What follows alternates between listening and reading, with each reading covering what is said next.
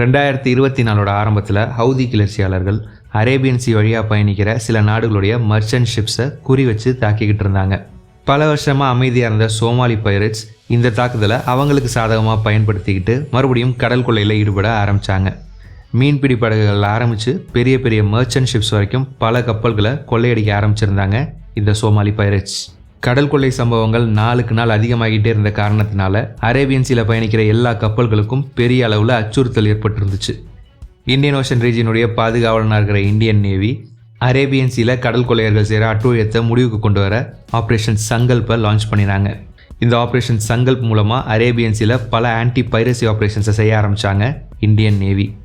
Somali பைரட்ஸால் கடத்தப்பட்ட ஒரு வர்த்தக கப்பல் தான் MV ரூவன். கடத்தப்பட்ட இந்த வர்த்தக கப்பலை ஒரு மதர்ஷிப் மாதிரி பயன்படுத்த ஆரம்பிச்சிருந்தாங்க கடல் கொள்ளையர்கள். அதாவது நடுக்கடலில் நிற்கிற இந்த MV ரூவன்லேருந்து சின்ன சின்ன படகுகள் மூலமாக போய் மற்ற ஷிப்ஸை கொள்ளையடிச்சிட்டு மறுபடியும் இந்த MV ரூவன் கப்பலுக்கே திரும்ப வந்துக்கிட்டு இருந்தாங்க கடல் கொள்ளையர்கள். பைரட்ஸால் MV ரூவன் கப்பல் கடத்தப்பட்டு மதர்ஷிப் மாதிரி பயன்படுத்தப்பட்டுக்கிட்டு இருக்கு அப்படிங்கிறது தெரிஞ்சதும் இந்த கப்பலை மீட்க முடிவு பண்ணினாங்க இந்தியன் நேவி. கடத்தப்பட்ட இந்த MV ரூவன் கப்பலில் 17 க்ரூ மெம்பர்ஸும் 30க்கும் அதிகமான கடற்கொள்ளையர்கள் இருக்கலாம் அப்படிங்கிறது தெரிய வந்ததுனால இந்த ஆப்ரேஷனுக்கு இந்தியன் நேவி மார்க்கோஸை பயன்படுத்த முடிவு பண்ணினாங்க. மார்க்கோஸை கடத்தப்பட்ட கப்பலுக்கு பக்கத்தில் ஏர்ட்ராப் பண்ண ஒரு பெரிய டிரான்ஸ்போர்ட் விமானம் தேவைப்பட்டுச்சு.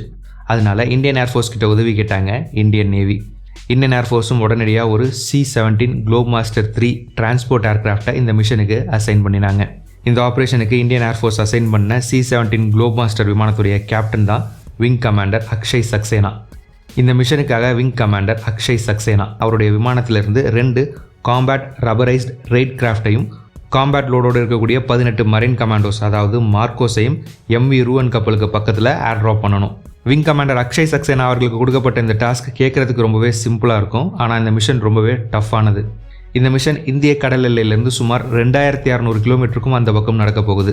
கடத்தப்பட்ட MV ரூவன் கப்பலை இந்தியன் நேவியோட INS கொல்கட்டா இன்டர்செப்ட் பண்ணும்போது கடல் கொள்ளையர்கள் நம்மளுடைய போர் கப்பலை நோக்கி ஷூட் பண்ணினாங்க. இது மட்டும் இல்லாமல் இந்தியன் நேவியோட ஒரு ஸ்பாட்டர் ட்ரோனை சுட்டு வீழ்த்தி இருந்தாங்க கடற்கொள்ளையர்கள். மார்க்கோஸை ஏர்ட்ராப் பண்ண கம்மியான உயரத்தில் பறக்கும்போது கடல் கொள்ளையர்கள்ட்ட இருக்கிற ஸ்மால் ஆர்ம்ஸ் மூலமாக விமானத்துக்கு ஆபத்து ஏற்படலாம். எக்ஸ்பீரியன்ஸ்ட் பைலட்டான விங் கமாண்டர் சக்சேனா இந்த எல்லா சேலஞ்சஸ்க்கும் ரெடியாக இருந்தார். இந்த மிஷன் ரொம்பவே டைம் கிரிட்டிக்கலான மிஷன். ஏன்னா வேற ஒரு நாட்டுடைய ஏர் ஸ்பேஸ் உள்ள அன்டிக்ளேர்டாக நுழைஞ்சு கிட்டத்தட்ட 4 மணி நேரம் அன்டிடெக்டடாக அந்த நாட்டுடைய ஏர் ஸ்பேஸில் இருக்கணும். இது மட்டும் இல்லாமல் இது ரொம்பவே சீக்ரெட்டான மிஷனும் கூட. அதனால முதல் வேலையாக இந்த மிஷனுக்கு ஏற்ற சரியான க்ரூவை தேர்ந்தெடுத்தார் விங் கமாண்டர் சக்சேனா. எப்போ வேணாலும் டேக் ஆஃப் ஆகிறதுக்கு ஏற்ற மாதிரி எல்லா வேலைகளையும் செஞ்சு விமானத்தை ரெடி பண்ணிவிட்டு ஆர்டருக்காக காத்துக்கிட்டு இருந்தார் விங் கமாண்டர் சக்சேனா. மார்ச் 16, 2024 அன்னைக்கு ஆர்டர் வந்ததும் விமானத்தை டேக் ஆஃப் பண்ணி இலக்கை நோக்கி பயணிக்க ஆரம்பித்தார். எதிரிகளால் கண்டுபிடிக்கப்படுறதை தவிர்க்கிறதுக்காக ஏர்ட்ராப்பை விடியற் காலையில் செய்ய முடிவு பண்ணியிருந்தாங்க.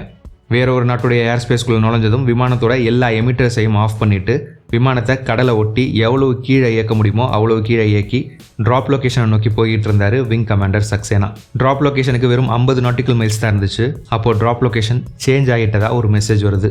புது ட்ராப் லொக்கேஷனோட கோஆர்டினேட்ஸ் விங் கமாண்டர் சக்சேனா அவர்களுக்கு அனுப்பி வைக்கப்படுது.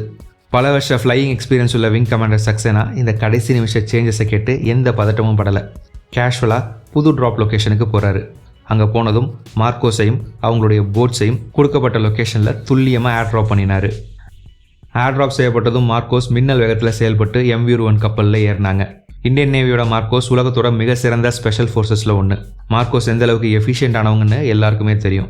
இந்த விஷயம் MV ரூவன் கப்பலில் இருக்கிற கடல் கொள்ளையர்களுக்கும் தெரியும்னு நினைக்கிறேன். அதனால தான் மார்க்கோஸ் கப்பலில் ஏறிட்டாங்க அப்படின்னு தெரிஞ்சதும் எந்த பிரச்சனையும் பண்ணாமல் கடல் கொள்ளையர்கள் மார்க்கோஸ் கிட்ட சரண்டர் ஆகிட்டாங்க. MV ரூவன் கப்பல் கடற்கொள்ளையர்கள் கிட்டேருந்து விடுவிக்கப்பட்டுச்சு. இந்த மிஷனில் மார்க்கோஸ் 35 கடற்கொள்ளையர்களை சிறைப்பிடிச்சாங்க. MV ரூவனோட 17 க்ரூ மெம்பர்ஸையும் சேஃபாக மீட்டாங்க. MV ரூவன் கப்பலை மீட்கிற இந்த மிஷன் மொத்தம் 40 மணி நேரம் நடந்துச்சு. இந்த மிஷனில் விங் கமாண்டர் அக்ஷய் சக்சேனா 10 மணி நேரத்துக்கு மேலே தொடர்ந்து பங்கெடுத்துக்கிட்டு அவருக்கு கொடுக்கப்பட்ட வேலையை துல்லியமாக செஞ்சு முடித்தார். இந்தியன் நேவியும் இந்தியன் ஏர்ஃபோர்ஸும் இணைஞ்சு செஞ்ச இந்த மிஷன் இந்திய பாதுகாப்பு படைகளுக்கு நடுவில் இருக்கிற கோஆர்டினேஷனுக்கு ஒரு எக்ஸாம்பிளாக இருக்கிறதா பலரும் பாராட்டுறாங்க. இந்த மிஷனில் பங்கெடுத்துக்கிட்டு சிறப்பாக செயல்பட்ட விங் கமாண்டர் அக்ஷய் சக்சேனா அவர்களுக்கு வாயுசேனா மெடல் கேலண்ட்ரி வழங்கப்பட்டிருக்கு. இந்த வீடியோவை இவ்வளோ நேரம் ஃபுல்லாக பார்த்ததுக்கு ரொம்ப நன்றி. இந்த வீடியோ உங்களுக்கு பிடிச்சிருந்தா இந்த வீடியோவை லைக் பண்ணுங்கள், வீடியோ பற்றின உங்களுடைய கருத்துக்களை கமெண்ட்ஸில் சொல்லுங்கள். இதே மாதிரி நிறைய வீடியோஸ் பார்க்க இந்த சேனலை சப்ஸ்கிரைப் பண்ணிக்கோங்க. இந்த சேனலை சப்போர்ட் பண்ணணும்னு நினச்சிங்கன்னா ஜாயின் பட்டனை ப்ரெஸ் பண்ணி சேனலில் மெம்பராக சேர்ந்து சப்போர்ட் பண்ணுங்கள். இந்த வீடியோவை இதோட முடிச்சுக்கிறேன். அடுத்த வீடியோவில் உங்களை பார்க்குறேன். தேங்க்யூ. பாய்.